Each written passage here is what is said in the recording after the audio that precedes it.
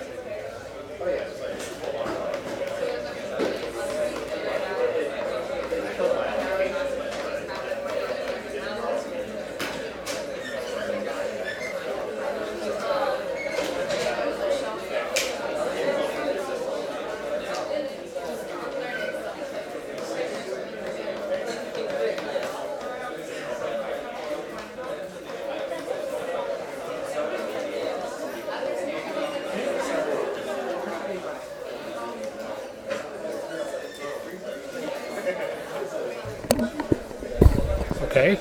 Testing again. Okay.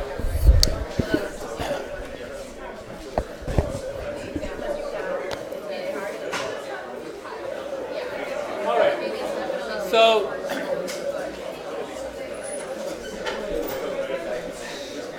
let's begin.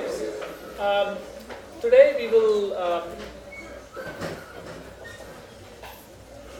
initiate our study of recurrences.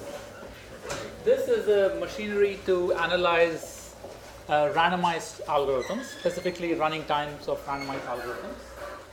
So rather than just jumping into recurrences, the way we will do is we will try to look at merge sort that we studied last time, that we went over the algorithm last time, and spend some time looking at how we would go about analyzing its running time. Then I will introduce another problem, which is called the selection problem, which is a very simple problem for which, again, there is a very interesting divide and conquer algorithm. We will look at ways to attack that problem, including a randomized algorithm, a probabilistic way of solving it.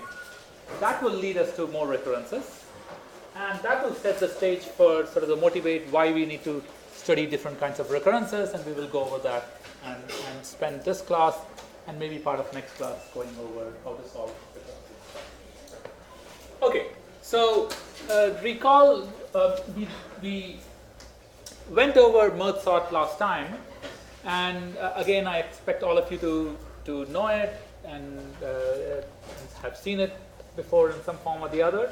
I'm just reminding you, and I'm not going to write down the entire algorithm in detail. I'm just reminding you what its structure is.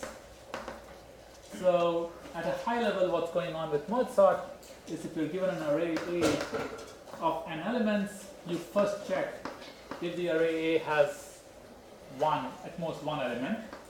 If A has the size of A is less than or equal to 1, do nothing, return.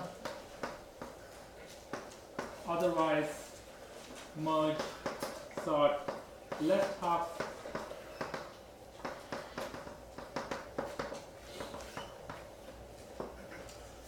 merge sort right half,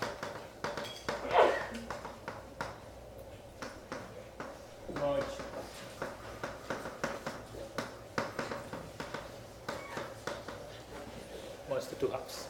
Okay, that's the high level structure you should remember. Of course, we should be able to translate that into pseudocode that is more precise, and eventually translate that into real code.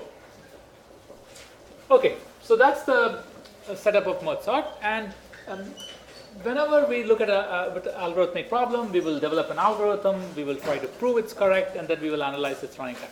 We already looked at its correctness, so let's try to understand what its running time is. Okay, so in general, just some rules of keeping track of running time. We will assume that basic operations, basic CPU operations individual CPU operations take unit time. Okay. Memory lookups take unit time.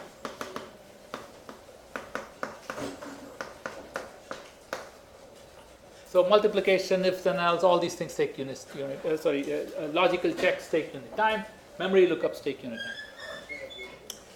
What we are interested in measuring is how does the running time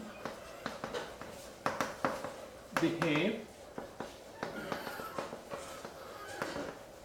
as size of input grows.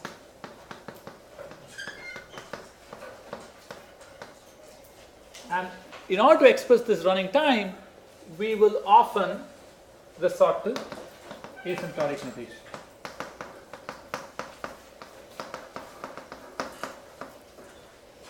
Okay, so we will use our big O, big omega, big theta notation to try to reason about how this running time is.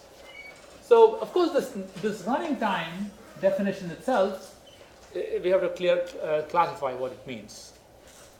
So,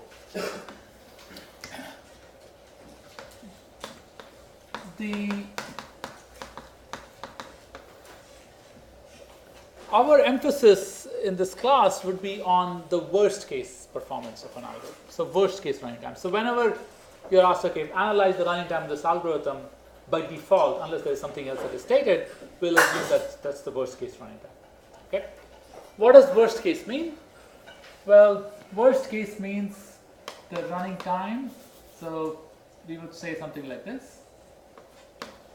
The running time of algorithm A is T of n if for all inputs, for all n,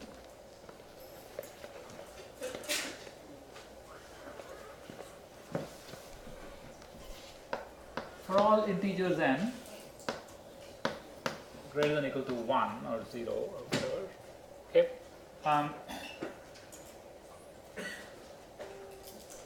the max over all inputs of size n, the maximum over all inputs of size n of running time of A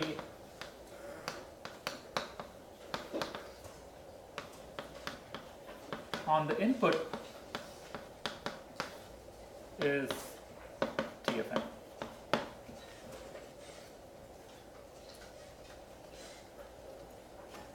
Okay, we say the running time of A is T of n. What does it mean? For each n, if I look at all inputs of size n and look at the running time of that algorithm on each of those inputs and pick the largest, and that is my T of n. Okay?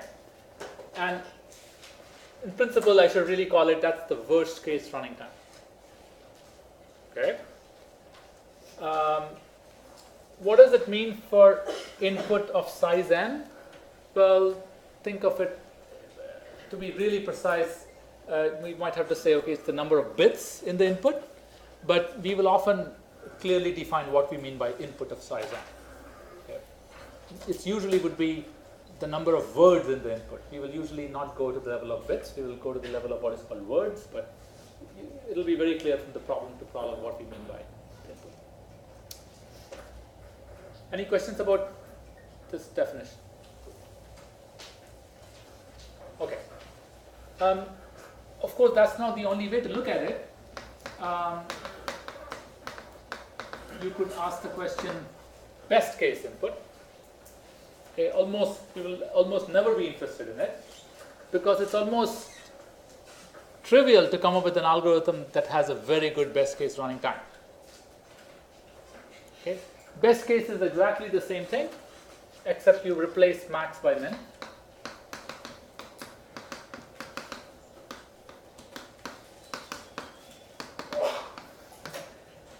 Why is it trivial to come up with an algorithm that has the best case running time?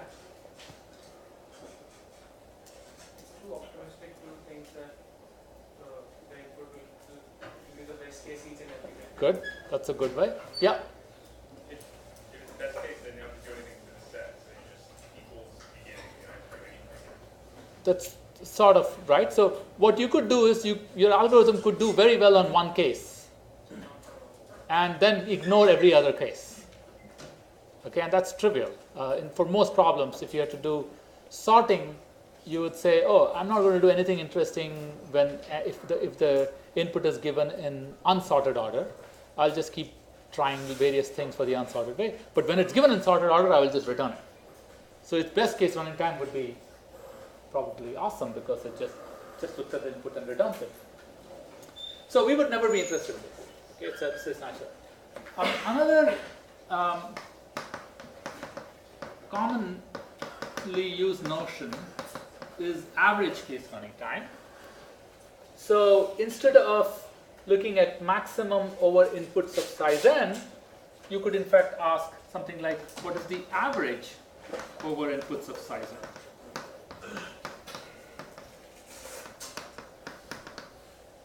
So you're replacing max by average. Okay? And that's a reasonable model, and it's used in many, many scenarios.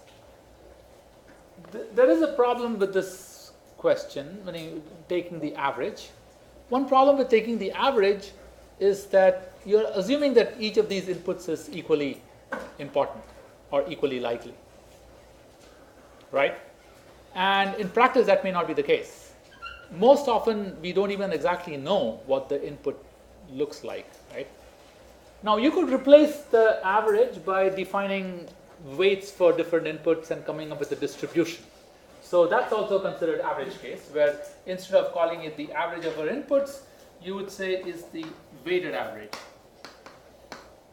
Or it's an average according to some probability distribution. That's a common method that's often used.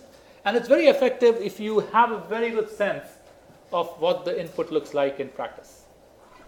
If you know that the input always has this feature. For example, if you know that the set of things that need to be sorted are more or less sorted or have a certain property, then you can just focus your attention on that class of inputs. Okay? We will touch upon this average case at some points in the course, but for the vast majority of the class, we will focus on this. Okay? The worst case. Now, when we talk about worst case running time, we will so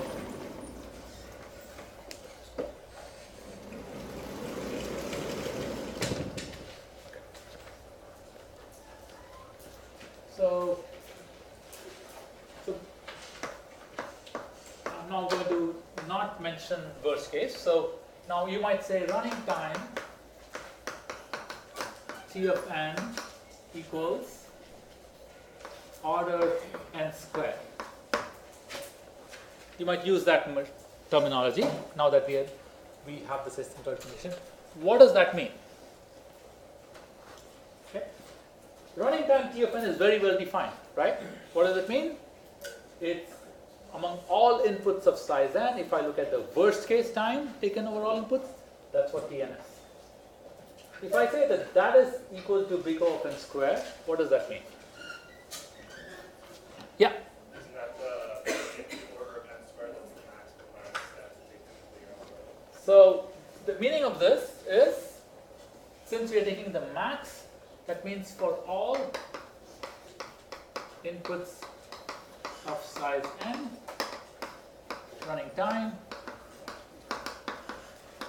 is less than or equal to Cn squared. Okay, so we have to be more precise.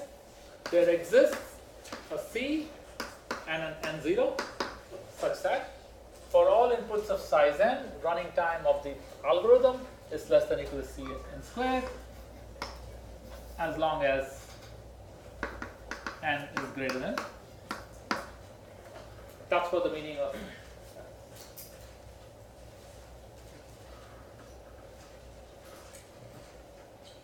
Okay? Yeah. I'm sorry. The end off there is that, and that's the maximum inputs. Can we not say something more than? Can we at least call that n max or something? can you say that again? Since we're looking at the worst case, we want the max set of inputs, so n would be n max for this algorithm, right? No. Max is not on n. Max is max. So good. Thanks for the question. So max is the maximum of the running time. This is for all n. Oh, that's right. Okay. So for every n, so just literally imagine you write down all n from 1 till infinity.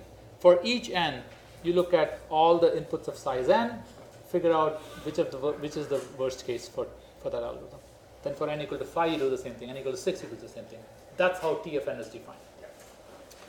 And when we are saying that running time T of n is big O of n squared, that we are really saying that for once n is sufficiently large, n is greater than or equal to n0, from that point on, the running time is always less than or equal to Cn squared for every single input. So I should say right here.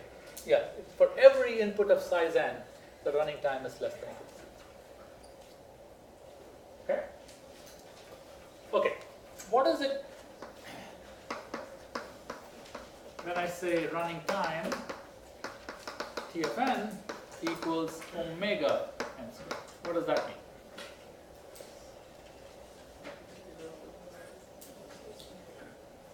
Okay, so let's try to just follow this interpretation. What does it mean? So let's just write down here. There exists C and N0 such that max over all inputs of size n of T of n, sorry, yeah, running time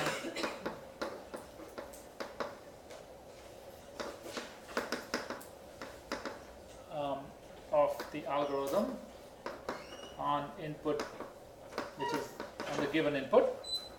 Okay, so the maximum is over all inputs of size n. This is at least Cn squared if n is. So what does this mean? Okay. Running time is at least n squared. For what? Is it the case? So can I write the same thing? There exists Cn and 0 such that for all inputs of size n, running time is greater than or equal to Cn squared if n is greater than or equal to 1.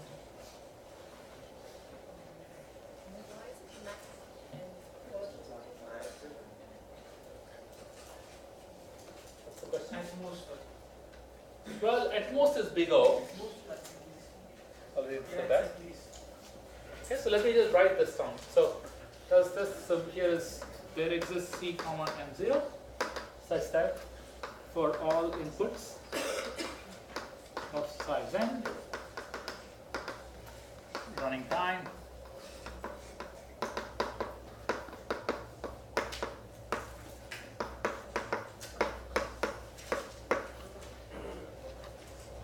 question, is this correct?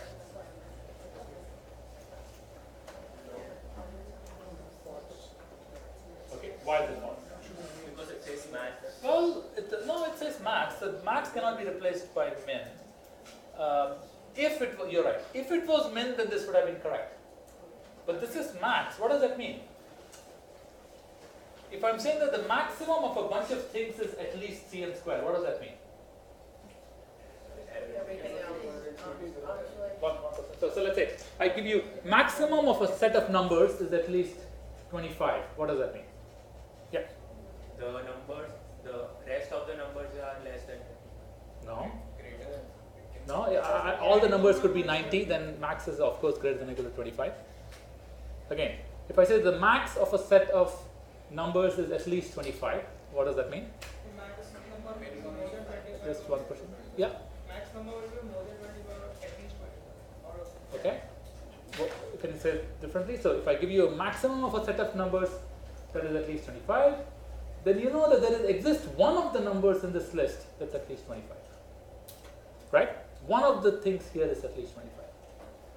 So what we know is there exists here N0 such that for all n greater than or equal to N0, there exists some input of size n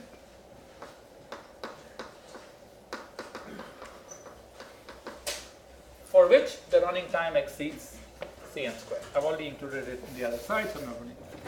So this is critical. There exists some input of size n such that the running time exceeds Cn squared. Yes? Can you explain the last part again? So you're saying that, okay, there exists some constant C and some n0, so that if we focus our attention on n greater than or equal to n0, the maximum for inputs of size n is greater than or equal to Cn squared. What does it mean to say the maximum on inputs of size n is greater than or equal to Cn squared? That means that there is some input of size n for which the running time is greater than or equal to Cn squared. It doesn't mean that for each of them it's greater than or equal to Cn squared. Okay? So this statement is replaced by this. There exists some input of size n such that the running time of the algorithm on that input is greater than or equal to Cn. Okay? So if you're analyzing an algorithm and you want to argue that its running time is big O of n squared, you'll have to establish that after a certain point, once n goes certain or greater than or equal to some amount, every single input, it has to take time at most some constant time n squared. If you're trying to argue that the running time of an algorithm is omega n squared, what do you have to argue? That beyond a certain point, once n increases, beyond a certain point, for every n, you should be able to identify an input of that size for which the algorithm takes at least 3 times. Okay? So that is the, and in order to analyze our algorithm perfectly, we would like to prove both of these. We'll have to give T of n equals big O and something, and T of n is big omega of something. So that way, we would show that for every input, our algorithm takes no more than this amount of time. And actually, there is some input for every n, for which it does take close to that amount of time. So then we will completely clarified it, right? That for every input, it is no more than 5 times n squared, but there is some input for which it takes at least 5 times of n squared or 3 times n squared and so on. Then we would have done our job. Okay? Good. So if you are able to prove, of course, T of n is big O of n squared and T of n is omega n squared, then you can now claim that T of n is theta n. Okay? Many times we might just stop and just prove this and not prove this, maybe because it's obvious, but ideally, whenever we are giving an algorithm, we should give both its upper bound and its lower bound. Yes? Just for clarity, the sum input, Yeah. would that be just one out of many, or is that? One out of many. So for example, in sorting, given n, how many different inputs of size n are there? N factorial. So you will have to, because of the fact that in sorting the numbers actually don't matter, it's just the order that matters. So there are n factorial different inputs of size n. So you have to demonstrate that one of those n factorial inputs, the algorithm takes so much time, okay, to prove an omega bound. Yes? So what happens though, could that be misleading if there's, for instance, an outlier? Yes, absolutely. But remember, all those objections should have come when we were talking here. Once we have agreed on worst case, this is what we have to do. Okay? But you're absolutely right. And there are certain models that have been looked at more recently where you argue, oh, my algorithm actually works well for everything but for these handful of problems. And those are somewhat more rare scenarios, because often when an algorithm doesn't work well on some things, you can actually find many situations where it doesn't work well. But yes, here the outliers are treated the same way as in the core. Okay? Any other questions? Yes? When we say that it's greater than or equal to C of n squared, Yeah. shouldn't we mean that any input should be at least C of n squared? No. When it's greater than or equal to C of n squared, we mean saying that there is some input of size n for which your algorithm takes a lot of time. For many other inputs, it might be running fast. But there happens to be some input for which it takes a lot of time. And since we are focusing on the worst case, that's what decides what its time is. Okay, so you might have an algorithm that works very well on a large class of inputs, but then some inputs it just seems to struggle and take a lot of time. From our purposes, the running time of the algorithm is completely determined by those worst case inputs. Again, because we are focusing on worst case. Okay, all right. So let's go ahead and study our merge sort procedure. Okay. So the so let's study our merge sort procedure. Last time when we analyzed merge sort or tried to understand about merge sort, it was very clear that the only interesting thing that was going on was in the merging, right? Okay, and we figured out how merging also works. So before we get into merge sort, let's try to understand the running time of merging. Okay. So how does merging work? We had two arrays and we tried to figure out. So we have two arrays.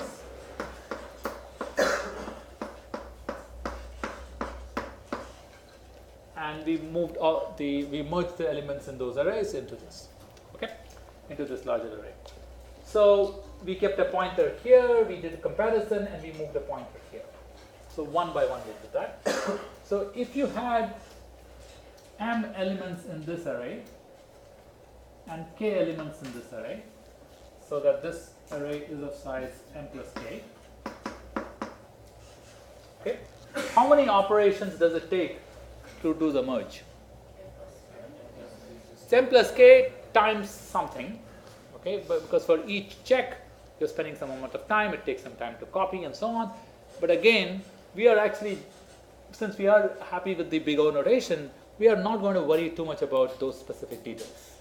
And I want to emphasize that we also cannot be very specific about those kind of details unless you exactly tell me how much does a copy cost, how much does an addition cost, and so on. So we will just count them all as one, okay, and we'll be very liberal with our choices. So here we will say the running time of merge, and I'm going to even write this out as simply as m plus k. I'm not even counting those. I'm not saying it's 2m plus k, 3m plus k, and so on. Sometimes I might put their numbers, sometimes I won't, but we don't have to worry about it because eventually we're going to cast everything in a big O notation. Okay, so notice that the running time of merge is actually independent of the input. For all inputs, m and k, it will basically take m plus k. Okay, because it's going to look at each of these elements and it's going to compare and it's going to move down. Okay, it's possible that there might be fewer comparisons needed. For example, if let's say all these elements are smaller than this element, then you might just copy all these elements first. But then you don't have to do any more comparisons. You might just copy that without doing any comparisons and so on. But as far as if you ignore the constants, the running time of the merge is worst case running time is always m plus k.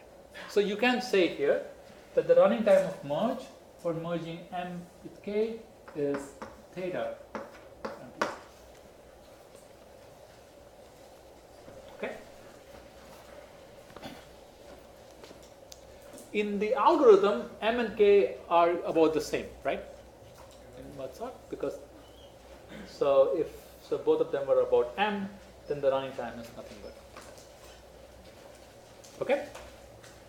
All right. So let's do the following. So let's try to understand what is going on. So let TFN be worst case. Okay, I'm not going to use the term worst case. Let TFN be running time of merge sort.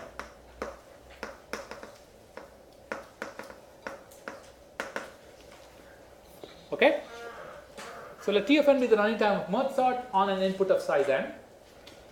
So what is going on? You are,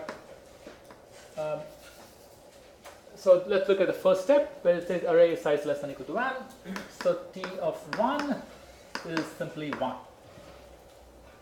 If your array is of size 1, you just return it. So let's count that as just 1. If your array is of size n, then you first sort the left half. So in the worst case, if my input is of size n, my left half could be worst case possibly. So I'm going to write, let me say that's the worst case. That's the left half. I think, let me use floor. Then we sort the right half, which is the ceiling, plus the time it takes to merge two arrays of size n over 2. And we have figured that out. It's theta of n. Okay, I'm going to just write it out as n. Okay, it turns out whether we put 2 times n, 3 times n, 4 times n, it's not going to matter in terms of the theta notation. Okay. Is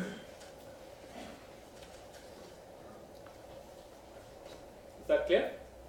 So that is the running time, the worst case running time for merge sort. Notice that we have no less than equal to or greater than equal to, because for merge sort it turns out for every input it basically takes the same amount of time. It doesn't do some inputs faster than the others. But there are many, many other algorithms that actually differentiate, but merge sort does not. It just takes the same. You merge sort this, and okay. Okay.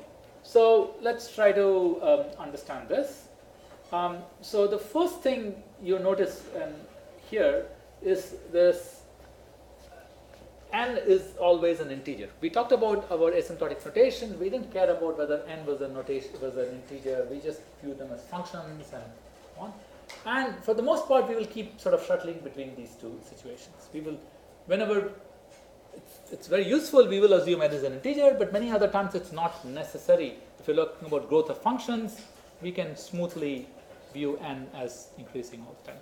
But for a recurrence, of course, this is important that we have this notion of n being an integer. We are not talking about arrays of size 5.3 or 5.4. Okay, so this is our recurrence. So you first you should understand, so this is n greater than 1. You should understand that in principle, if I asked you what is t of 10, you can go ahead and compute it. Do you see that? What is t of 10? T of 5 plus t of 5 plus 10. What is t of 5? T of 3 plus t of 2 plus 5. What is t of 3? We can go ahead and compute it, so we can keep doing this. And at some point we will end up with t of 1, and we will replace that by 1, and we can do it. So this is a complete blueprint for calculating t of n for every n. So it completely specifies what's going on. But of course, we don't want to do that. We want to see how does t of n grow with n. So this is exactly what is called a recurrence. So let's just quickly see how we would go about solving it. Okay, so let me just write that out here. T of n equals t of n over 2 plus t of n over 2. Okay? We are going to solve it in two different ways. And then we will introduce other recurrences, and we will see many other ways of solving it. So the first thing we will do here is, and we will do this many times in this course, is we will ignore the floors and ceilings. Okay? In general, we have to be very careful about it, and we should make sure we handle it. But for many, many times, as far as growth of functions goes, it doesn't matter. Okay? So we will make assumptions along the way. So this is not a complete precise argument, but it will capture the gist of what's going on. So I'm going to replace that. Remember, there is always a base case, T of 1 equals 1, and T of n equals 2t n over 2. Okay. One other way of justifying this is to say that what is going on here? Every time n is being divided by 2, right? And so on. And the worry is maybe if n is odd, what happens? Right? So you could say, oh, I can assume that n is even. Does that solve the problem? No. Because maybe in the next round when you're doing this again, n is odd. Right? When you do the recursion. So the one way to address this, oh, I'm going to assume that n is the power of 2. You agree that if n is the power of 2, we would never have this problem of floor and ceiling. If you keep dividing by 2, you always get some n power of 2, and then power of 2, and power of 2, and so on. So one other way of justifying this is let me assume n is the power of 2. Okay, if n was not a power of 2, I can of course add some, I can pad the input with certain numbers and make it a power of 2. Okay, so that's another way to justify it, but for now let's not get into too much of the justification. Let's just focus on this recurrence. T of 1 is 1, T of n is 2t n over 2 plus n. This is n plus n. Okay, so what we will do is we will follow a method which is called the iteration method, and it's nothing but just you just look at the recurrence and just try to unravel it. It's also sometimes called the recursion tree approach, and I'm going to, which is the same as the recursion tree approach. Okay, so let me present it as an iteration method first. So it's straightforward. T of n equals 2t n over 2 plus n. So what we do is we start from T of n equals n plus 2 of t n over 2. Okay, and I'm going to apply recursively this. So sometimes it's helpful, since we are using the same n again and again, sometimes it's helpful to use a different variable for n. So it's sometimes helpful to write it like this. T of box, instead of n, I will just replace it by box. So T of box is 2t box over 2 plus box. Okay, this is my pattern that I want to capture repeatedly. So T of n is n plus 2t n over 2. So this is n plus 2 of n over 2 is box. So it becomes 2t of n over 4 plus n over 2. N and n add up to 2n. So I get 2n plus 2t n over 4. Okay? Again, I apply that T of n over 4 is equals to, I replace box by n over 4. So I get 2n plus 2t 2 times 2t n over 8 plus n over 4. I made a mistake. 4t n over 4.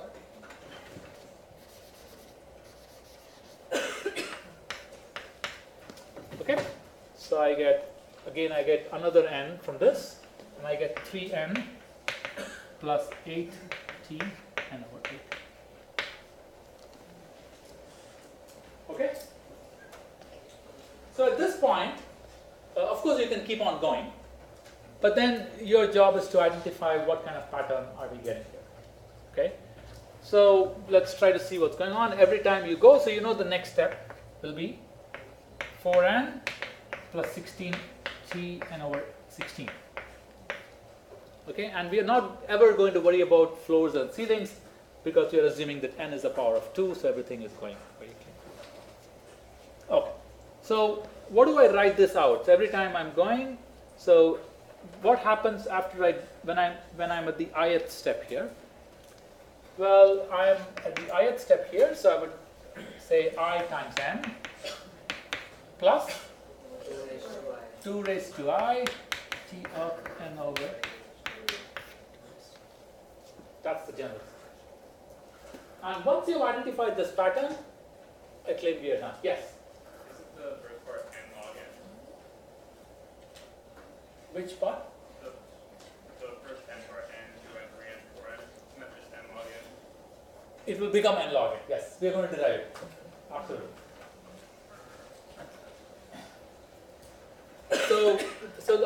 I'm going to try to explain why is it n log n. So we are increasing by, we are adding n, and so on, and we get this. Good. So this is clear. Okay. Now the question is, how long does I go? So what is I? At what point do I keep on going? Why don't I just keep on going with this? Well, remember our base case is 1. You don't apply the recursion to t of 1. You have to stop at t of 1. Okay, otherwise it will keep on going. So we don't apply the recursion to t of 1. So we stop at the point where n over 2 to the I is 1. So what is the stopping criteria? N over 2 to the I is 1. So 2 to the I is n. So I equals log n, log base 2 of n. Here bases are important, okay, because the specific value of I might be important. So this is log base 2. Okay, if I don't put anything here, this is log base 2. So now I get t of n. Notice that this statement was true for every I, right? It was true for 2, for 3, for 4. So it's also true for I equals log n. So I put n times log n plus, this is 2 to the n times t of 2 to the log n times t of 1, which is n, times t of 1, which is 1.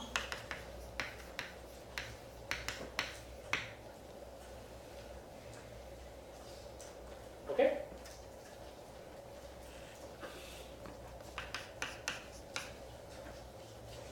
All right? Now, once you have this, notice that this was true for every single input, right? So you can, at this point, you can claim, you agree that this is greater than equal to n log n, okay? And it's less than equal to 2n log n. Why is less than equal to 2n log n? Well, n is of course less than equal to n log n. So this implies that t of n is theta of n.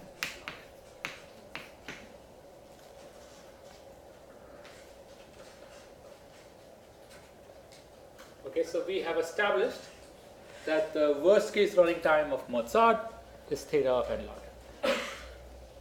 Okay? And how did you do that? Well, we wrote this recurrence down, and we solve this recurrence by this iteration method. Okay? Okay, so I'm going to, for completeness, I'm going to show you a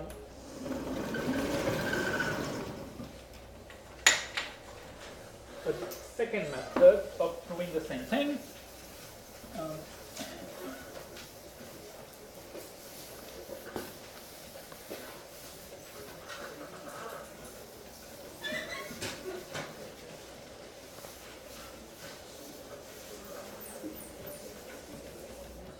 Okay, so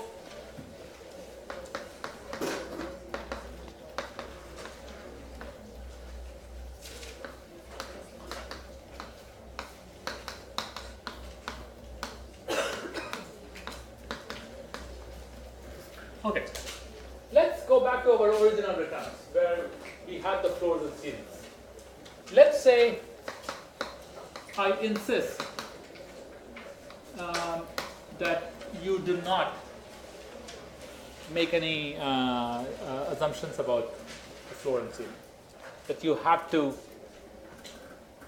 you cannot remove these floors and ceilings. You have to look at the performance of this particular algorithm, and n could be odd. I don't know. Okay, so one way to do this then is, I think it's almost impossible to try to do it with the iteration method, because imagine taking the floor of n over 2 and so on. It's just not going to work. But the one way to attack this is to do it without the floors and ceilings, and now you have a very good guess. And what's your guess? the T of n is theta of n log n. So now we're going to try to prove this. Okay? We will prove the following, and I'm going to prove one part, the other part is similar. So we're going to prove that for all n, let's say all n greater than or equal to 1, T of n is less than or equal to 2 times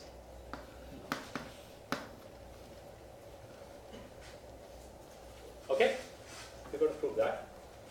Now, what will happen is sometimes instead of proving that, let us not commit ourselves to a constant. Let's just say that we're going to prove that T of n is less than or equal to C times n log n. And we will choose our C. We might need to choose our C at the right time, but let's leave it like that. Okay? You agree that if I prove this, and you can also play around with this 1 instead of 1, you could put n0, but doesn't matter. You agree that if you prove this, that would imply that T of n is big O of n log n. Okay. So how are we going to prove this? We have no other machinery other than to use induction. Because we have to prove this for every single integer. And we are given the recurrence, just like sort of in Fibonacci sequence, we knew what the recurrence was. Here we are given this recurrence. The question? Yeah, sir, so if we take n equal to 1 Yeah. and put it in that formula of T of n, it comes to be 0. Excellent. Yeah, Good. So let's try to prove this by induction. And we'll enter a problem with the very first situation, which is the base case. So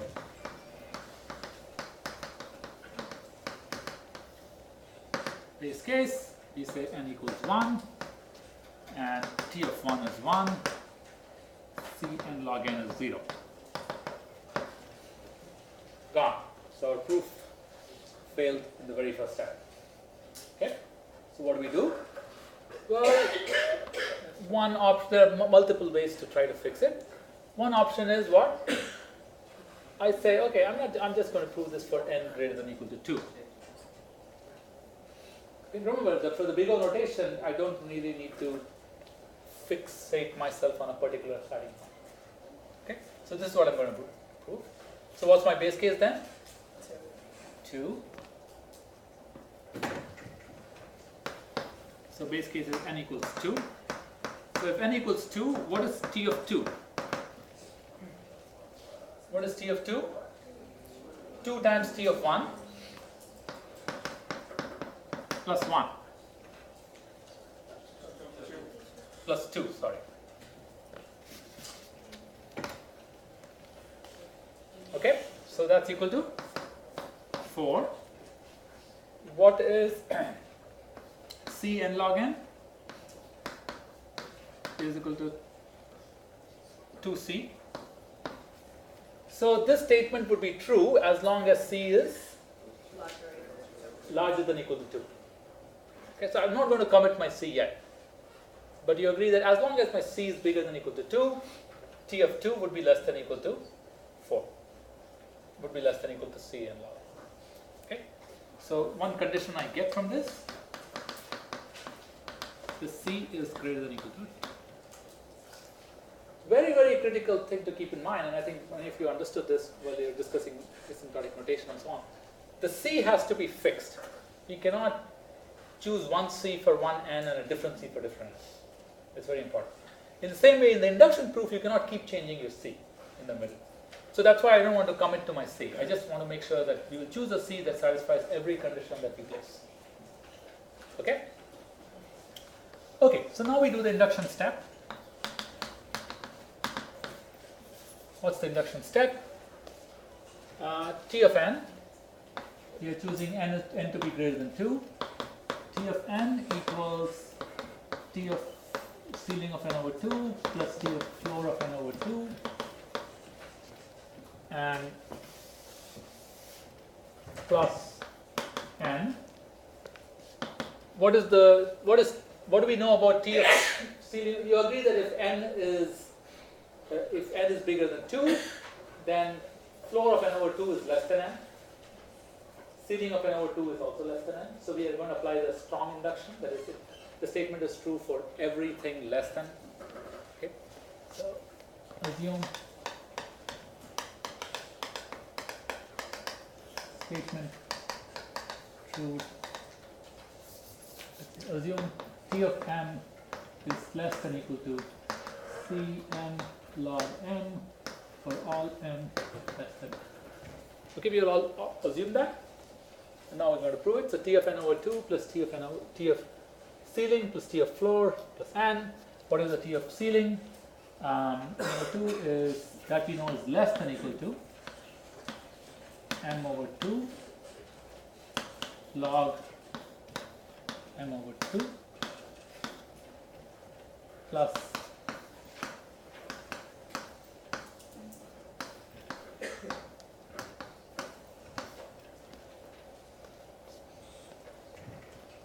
sorry, why am I using m?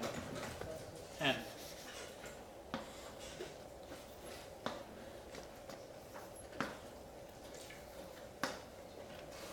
Plus n. Oh, I missed the C. Okay? Everybody happy so far? Okay. So now what do?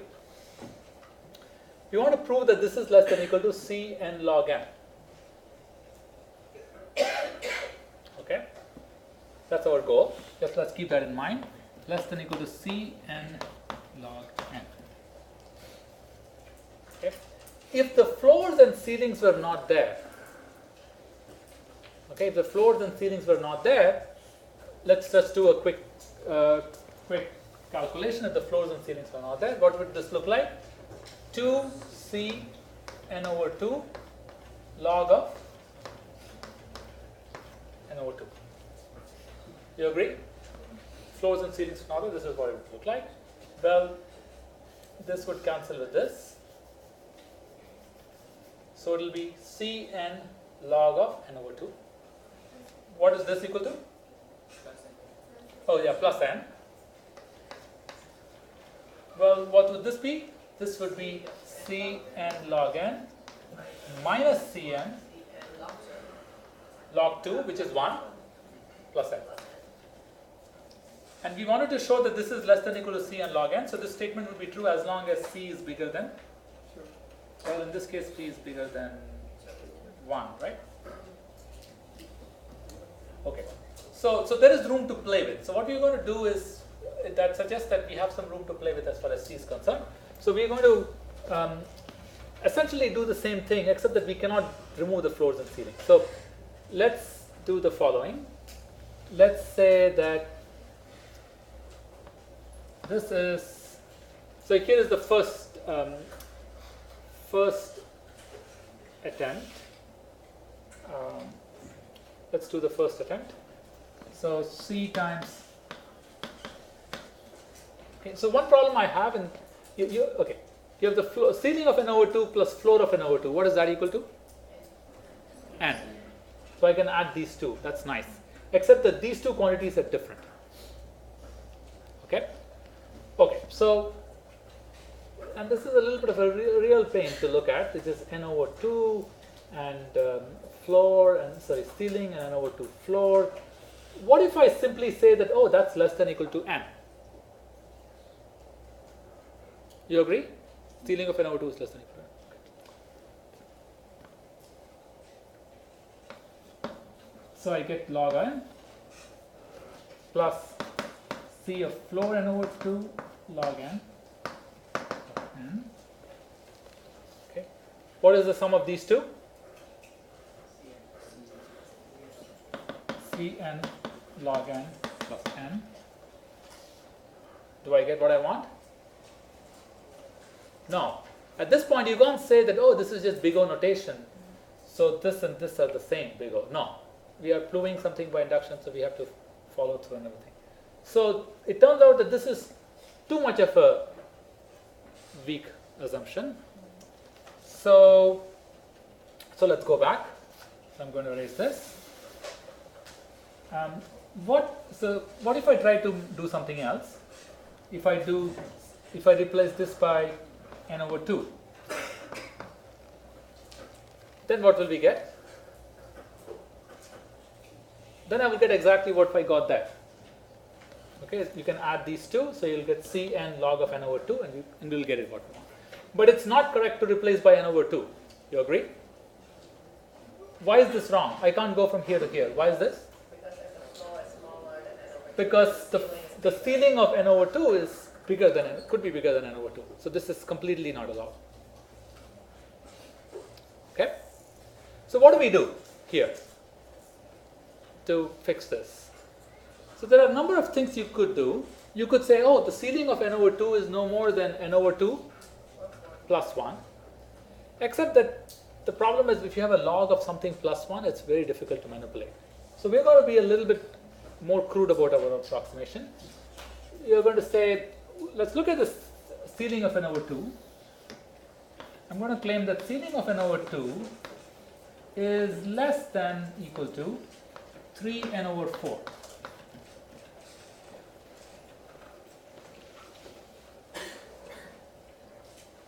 Okay? For n sufficiently large. So when does ceiling of n over 2 become big, smaller than n over? So if n was 2, actually this is true every time, right? So ceiling of n over 2 is, if n is 1, this may not be true. Because you can cancel out. If you just do n over 2. Plus 1. So no, so let's try, just play around with some examples. So if n equals 1, this is not true, right? If n equals 1, what is the ceiling of n over 2? 1. What is this? Is 3 over 4. 1 is not less than equal to 1. But if n is 2, this is 1. This is above 1. If n is 3, this is 2. And this is also over 2 and so on. I think you can check it and you can verify it, also prove it, that this is always true. So the advantage of doing this is I'm going to get this to be 3n over 4, 3n over 4 plus n. What do we get here? So C log 3n over 4 is common. Ceiling of n over 2 plus floor of n over 2 is n plus n. What is this? Cn log n minus, or let me write it as plus C log 3 over 4 plus 1 times n. Okay, I don't know whether it's very clear to everybody. So all I did was log of n, 3n over 4 times 3n over 4, log of 3n over 4, I split it as log n and log 3 over 4, and I get like this. Now, is this less than or equal to C of n log n? Okay, this is the same as this. In order for this to be less than or equal to C n log n, what do we want this to be? Less than? Equal to? 0. You want C of log of 3 over 4 plus 1 to be less than or equal to 0. So let me write that down here. What do we want? C of log of 3 over 4 plus 1 to be less than or equal to 0. What is log of 3 over 4? Is that positive or negative? Negative. So this you can always set your C so that C times log of 3 over 4 plus 1 is less than or equal to 0. In principle, you can set your C to be at least, I move it, so this is the same as C a log of 4 over 3 should be greater than or equal to 1. So C should be greater than or equal to 1 over log of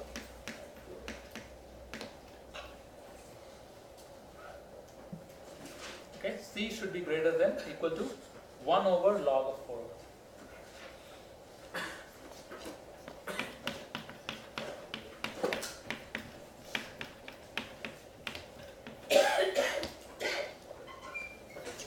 So everything here is true as long as c is greater than or equal to 2 and c is greater than or equal to 1 over log of 4 over 3. So what do? You set c to be the bigger of the two. And then every statement here will be true. Okay? So in this case, you said C, but you posted max of either 2 or 1 over log. Yes. And I think we can determine that. What is log of 4 over 3? So 2 to the power of what is, so this is, 1 over 1 over. so this is minus greater 1, than, right? so square root of 2 is about 1.4. So this is less, so this is actually the bigger quantity error. This is bigger than 2, I think. But you can calculate. Log of O minus log of 3 is 2 minus log of 3. Correct. Yeah. Right? So it is 1 by some number smaller than 2. Oh, No, I think 2 is bigger. 2 is bigger. Okay. All right. Okay.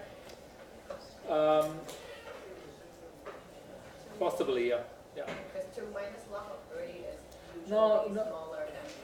smaller than 1. Smaller than 2. No.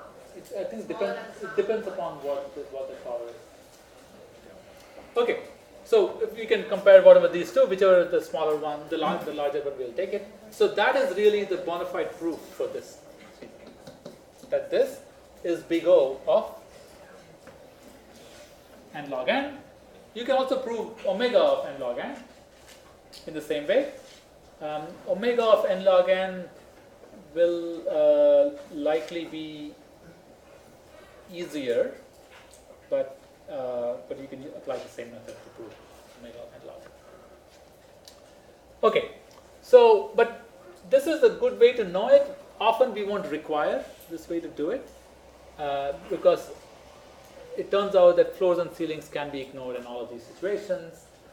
You can just use the other method to do it, but it's very good to know that if you are required to do it this way, then you can do it. The reason we are always comfortable ignoring floors and ceilings because we know that in the back of our mind, we know that this is one way we can go about it.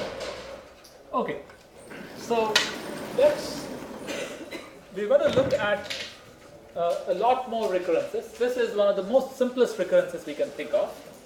Then we're going to hit a number of other recurrences.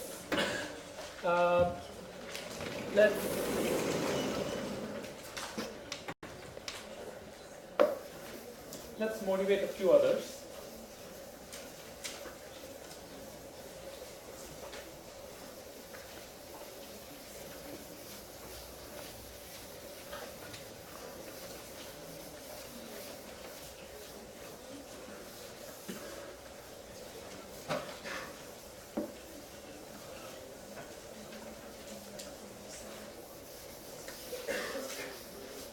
So at this point,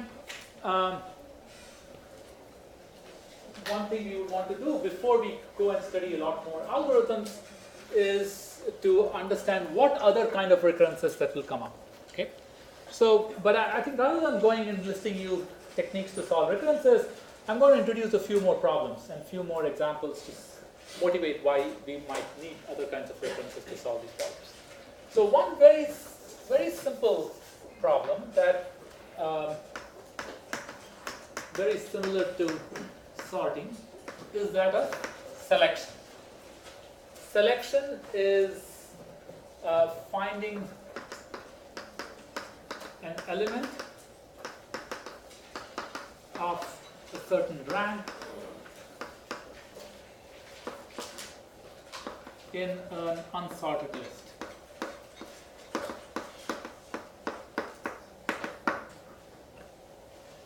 Okay?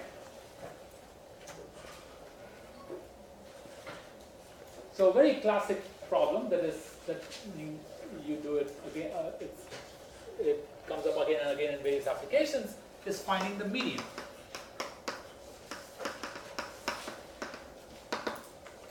Okay, in statistics, you often want to study the median performance, the median behavior, the median salary, the median age, and so on. So what is the median? Median is if you have a list of n elements or n numbers. Median is element of rank n over 2, exactly the halfway point. Okay? And again, you have to be very careful. If n is odd, what do? You can come up with any rule. You can say it's the floor n over 2. Well, it's the element of rank n over 2 once you sort the list. Yes. When I say rank, it automatically means that it's its position. Okay. You could define this as the floor. You could also define it as the ceiling, and some places they define it as the average of the two, and so on. It doesn't matter. Let's just focus on one or the other. Let's just assume it's the floor. Okay. All right. So that's the general problem. Okay. And we're going to study some really nice algorithms for this, and at least one of it, many of you may not have seen. But before we do that, let's try to see how could we go about doing finding the median. Let's say we're interested in finding the median. So let's before this, let me ask you an even simpler question. Let's say I give you. You agree that if the list was already sorted, can you do the selection problem trivially? You just have to look at one position. Okay? So sorted means selection is trivial.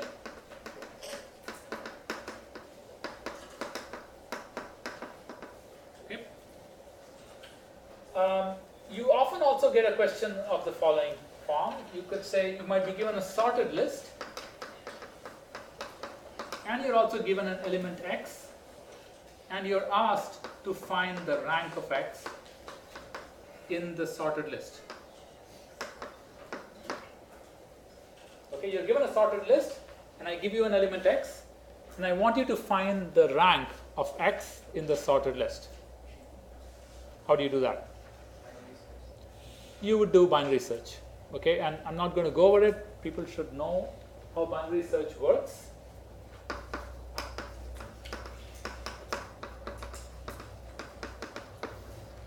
You compare it with the middle element, and if it is bigger, you look on the right hand side. If it's smaller, then look on the left.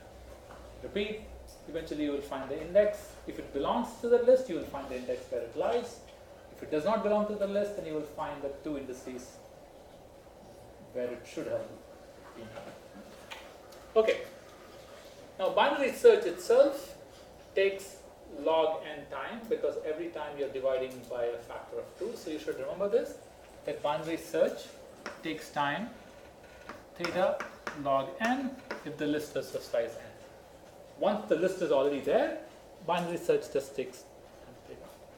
Okay. There is a recurrence for that also you can write. I will let you folks work on it. Okay, so let's try to solve the selection problem. So any suggestions for how to solve the selection problem? So I want you to find the median of a given list. What do you do? Yeah? Can I just sort it and then binary search? Good. So, well, no. Then you don't need to binary search. Once you sort it, if your element, you just have to look it up. Yeah. So you could just sort and return. So sort A, if A is a list, sort A, return AK, or A median. Okay, the median position. What's the running time of that? Theta of n log. Okay. Let's say instead of the median, I asked you to find the minimum. What would you do? Sort and return the first element, but can you do faster than that? It's just linear. Pick one and then compare. So you just start from some place, and then you start from the beginning, store the minimum, keep running through the array, linear scan.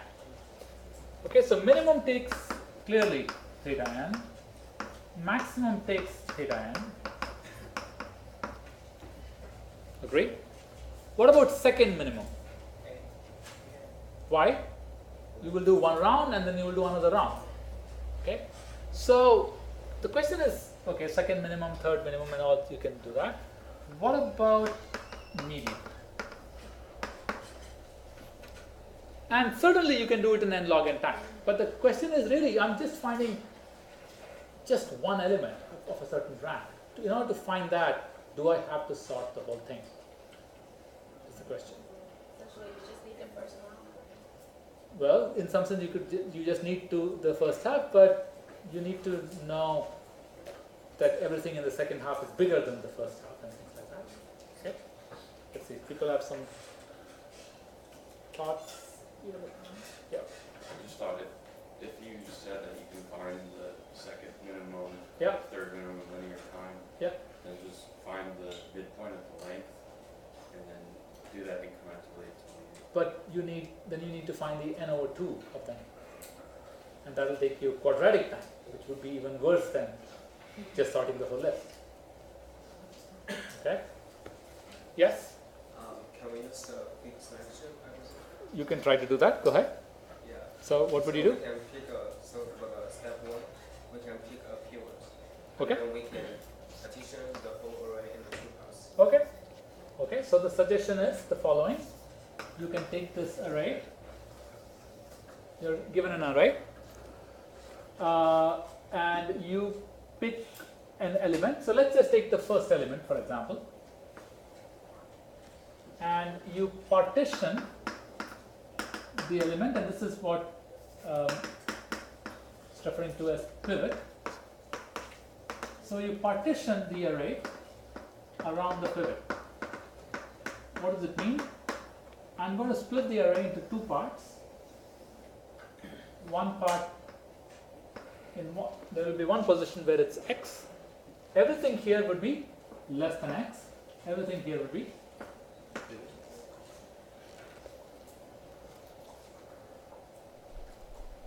okay. Let's assume, by the way, for the purposes of our discussion, all the elements are distinct. Okay, so we are not going to worry about equality and so on. Okay, how long does it take to go from here to here? How would you go from here to here? Yeah? Did you have something? Any? Okay, how do you do that? Yeah, so just walk through this, and you can do it smartly. You can just walk through this. If it is less than x, you can put it here. If it is greater than x, you can put it at the end, and you can keep filling it like this. Okay? So, and then finally there will be a spot for x, and you put it there. Okay? So partitioning takes time. So far, so good. Yes? So I assume that by partitioning, you can split it into 2, and then you can look at each set, Yeah. and depending on where the pivot is, to determine which half you look in for the median. Yes. However, if you pick a really bad pivot, Yes. you're gonna have, like, say, 1 and n minus 2 Yes. in the other one. Yes, that's true. That's absolutely true. So let's do it systematically. So here we have this. So first thing to observe is, okay, so what do we do after this? So what was I looking for? I was looking for the median. So what do I do? Everything here is less, everything here is greater than. So if x was, let's say, at 25th percentile, then where is the median located? On the right. Is that element the median of the right? No. So in fact, the recursive problem we are solving is not a median problem. It could be a problem of looking for the 25th position, or God knows what. So that's one thing to understand. When you try to solve the median problem recursively, the recursive problems you are solving are no longer median. So then you should ask your question, should I really be solving the median problem? Why don't I solve the general selection problem? The general selection problem is, I give you an array and I give you a k, and I want you to find the element of rank k. because if in your recursion you're finding that you have to solve that, then you might as well start by solving the general problem. And in order to solve the median, what do you do? Once you have written the code for this, you just invoke select AK with k equals n over 2, the median position. So let's forget about the median problem. Let's focus our attention on this problem, that of what I've called here selection. Find an element of rank k in an assortment. Okay, so let's do that. So what's our step? First step, partition the array around, let's say, the first element. Okay, so let's say x is just the first element. Partition array around the first element. Okay, now what do? You want to make a recursive call. Okay, so let's say the position of x here is I. Suppose I equals position of x after the partition, okay, in the array. What do you do now? I is less than k. If so, let's consider that. Let's take there are three cases. What's the easiest case? If I equals k, then we are done. We are very lucky. The pivot that we started off with turned out to be exactly the element we were looking for. So you return. What do you return? X. X is the value, right? So you return X. If I is less than k, what do? You search the right half. Okay, you search on the right hand side. So let's call this AL, let's call this AR. Or actually I can be more precise. So you're going to search in the array AI plus 1 through n. So you select A in the array I plus 1 through n. What element are you looking for there? You're looking for k minus I.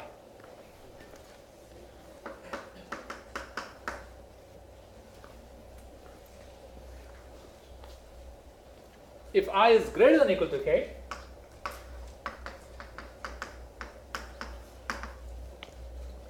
what do? You select A 1 through I minus 1. What position are you looking for there? I minus k. What position are you looking for? If you're looking for the first, Oh, k. it's just k. It's just k.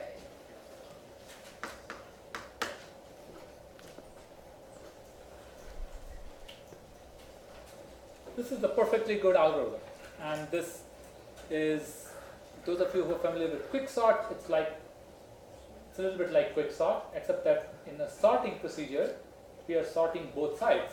Here we don't need to. So this is where we are hoping we are making a lot of savings. That if you're looking for an element of a certain rank, we have to just look for where that element could be belonging. Okay? All right. So now let's try to analyze the running time of that algorithm.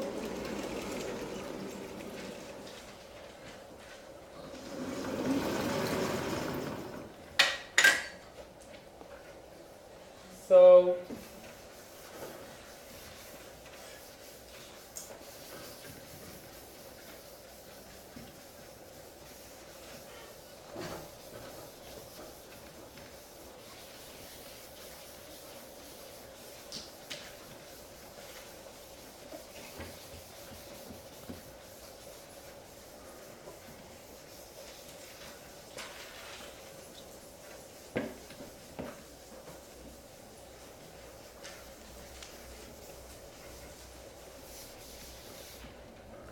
okay, so what do we do here? We have to analyze the running time of the algorithm, and again we are interested in the worst case running time of the algorithm.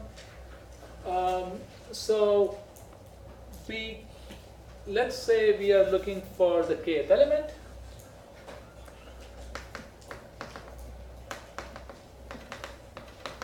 We are looking for the element of rank k. So there is some amount of time it takes for us to do the partitioning. That always takes linear time. So we know that. After that, we are only going to call either one of the two selects. We are not going to call both. Okay? So my recurrence looks like something like this.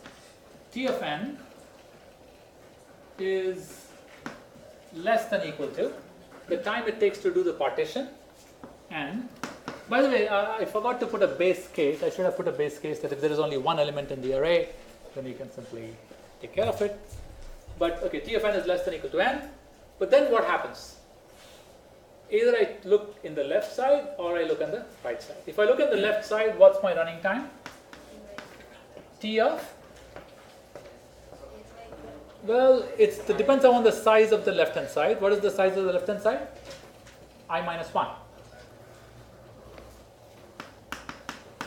If it's the right hand side, what's the? It's n minus I plus 1 or something like that. But I don't know which of these two it will take. I have no idea. But I'm assuming worst case, so I should sort of assume that it's going to be the larger of the two. Okay? So it's sort of like the maximum of these two quantities. I'm still being a little informal, so it's the maximum of these two quantities.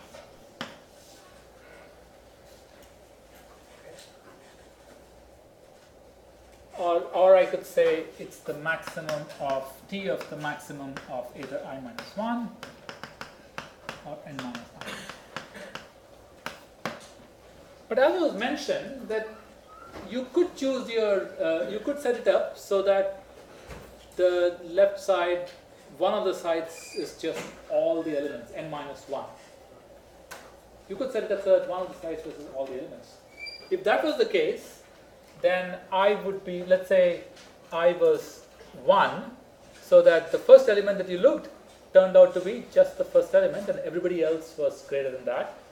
So you're searching in the remaining n minus 1, then you're searching in the remaining n minus 2 and so on. So then if that happens, this recurrence will look like T of n is less than equal to n plus T of n minus 1. Okay?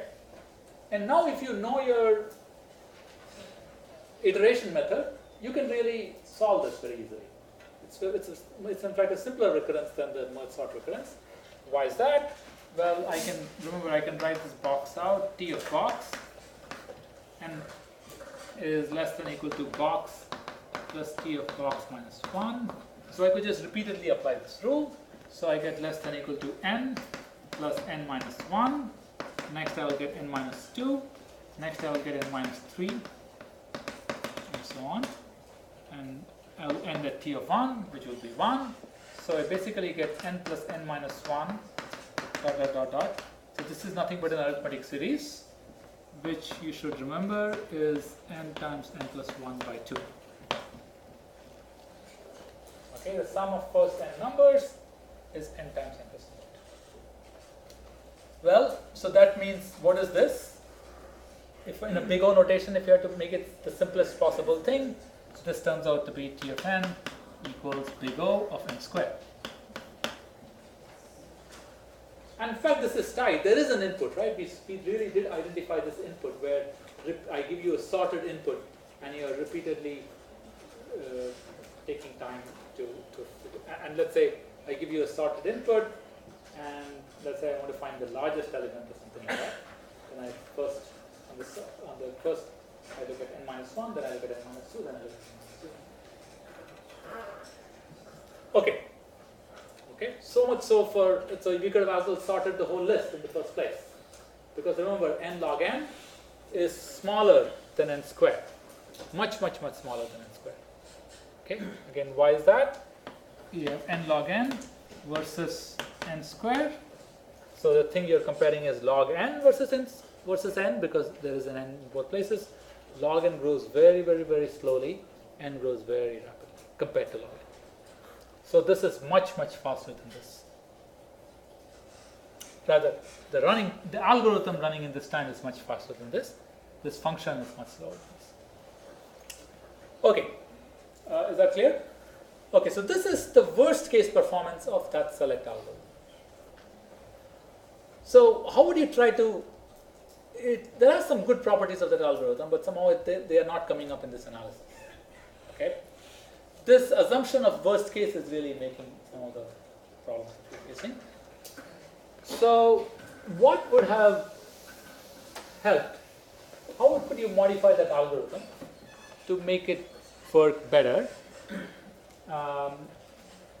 Certainly in the worst case, that's a bad algorithm.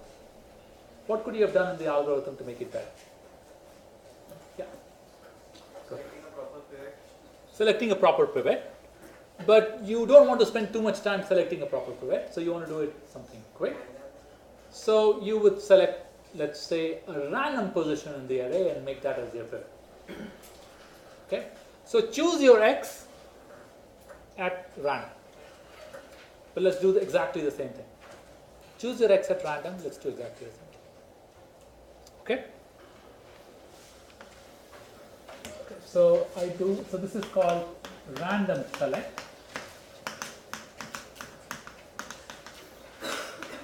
Choose index j at random,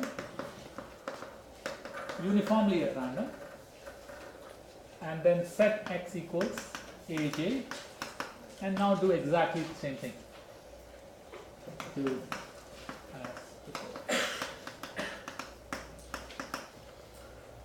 Okay? Let's try to understand that a little better. So, what do you think now will happen? So, if I could still be supremely unlucky, and I could have a split of 1n minus 1, or 1n and minus 2.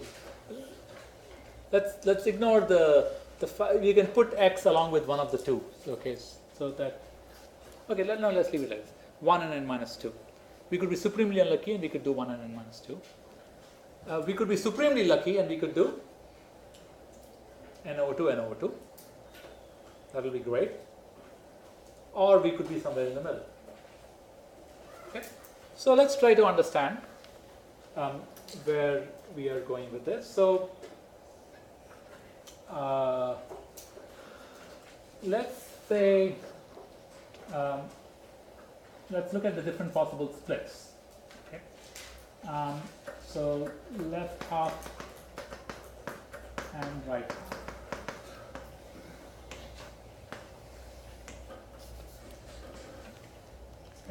And okay, let me actually it's more convenient to split them so that they add up to n. So let me leave it like this. So you could have a split of 1 and n minus 1. You could have a split of 2 and n minus 2. You could have a split of 3 and n minus 3. You could have a split of 4 and minus 4. N minus 1. Okay? I'm including my x to either left or the right. You agree that all of these are possible. Okay? And what is the likelihood of each of these? Equal, because I just picked a random position. So each of these is equally likely. So 1 over n minus 1, it will be,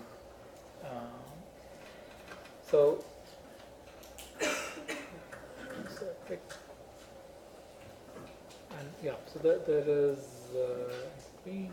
So yeah, so I have this. Each of these is equally likely, and I don't know. My k is arbitrary. K is not chosen at random, so my k is arbitrary. So I don't know which side I would go at. I could go here, I could go here, and so on. But let me assume the worst case. So let me assume that. Let's look at the max of the two. N minus 1, n minus 2, n minus 3, n minus 4.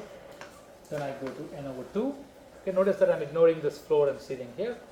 then I go back to maybe 2 plus 1.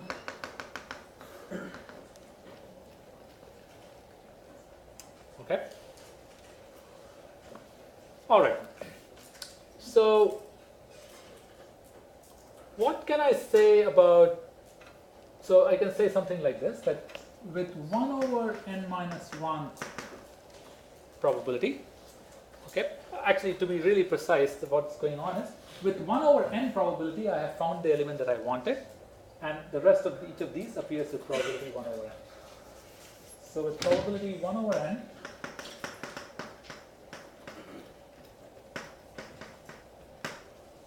rank, I might split it as n minus 1. I might be searching, my recursion is on n minus 1. With probability 1 over n, my recursion is on n minus 2. With probability 1 over n, my recursion is on n minus 3. With probability 1 over n, my recursion is on n over 2. And then it goes back. With probability 1 over n, my recursion is on n over 2 plus 1. Probability 1 over n, my recursion on n over 2 plus 2, and so on. And with probability 1 over n, my recursion is n minus 1. Okay. So if I'm assuming that in the worst case I'm always looking at the larger of the two halves, what I find is the probability that I'm looking at a selection, my recursion is going to a set of size n minus 1 is 2 over n. N minus 2 is 2 over n, n minus 3 is 2 over n, n over 2 is 2 over n. Okay? Probability, recursive step is on array of size, let's say I, which is greater than or equal to n over 2, is equal to.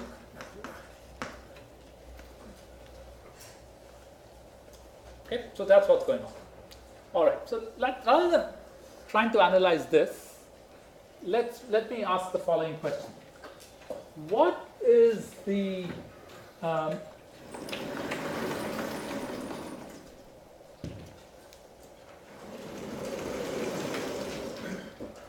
what is the expected size of the larger half?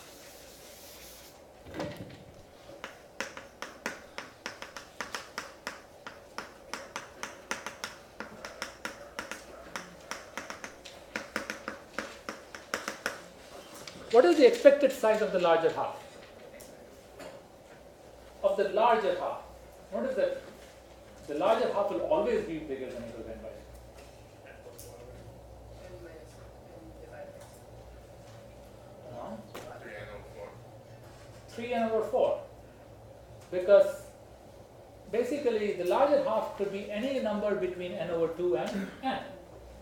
All equally likely. So the expected size would be, of the larger half would be 3n over 4.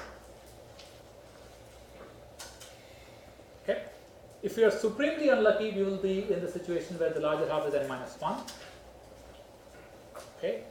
If we are lucky that we are doing the recursion always, but we are lucky everything will split nicely, evenly, then we will just get n over 2.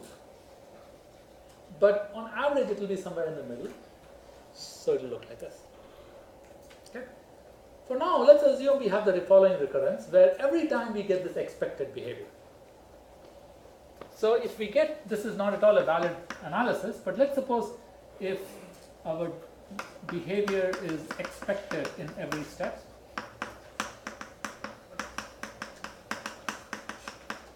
in every recursion, what's going on? Then what kind of recursion would I get? T of n is less than or equal to, remember I'm doing a partition which is n, but then my remaining problem is 3n over 4. This is the recurrence we have not seen before. N is less than or equal to n plus t of n over 4. Okay, this is assuming I'm always doing this expected behavior. I mean, that's not a valid analysis in any way, but let's assume that. So it will be good to understand what this recursion comes out to. Okay, I will let you try to analyze this using the same iterative method that we have done applied in all situations. And you should be able to prove it by taking advantage of understanding geometric series. You should be able to prove that this is big O of n. And this is what suggests that this algorithm is actually a good one, because it will tend, we'll argue later on that this will tend to have this nice behavior, so that its performance with very good probability will be big O. Okay? Alright, I think I'll stop now, and we will cover this and do more recurrences next class.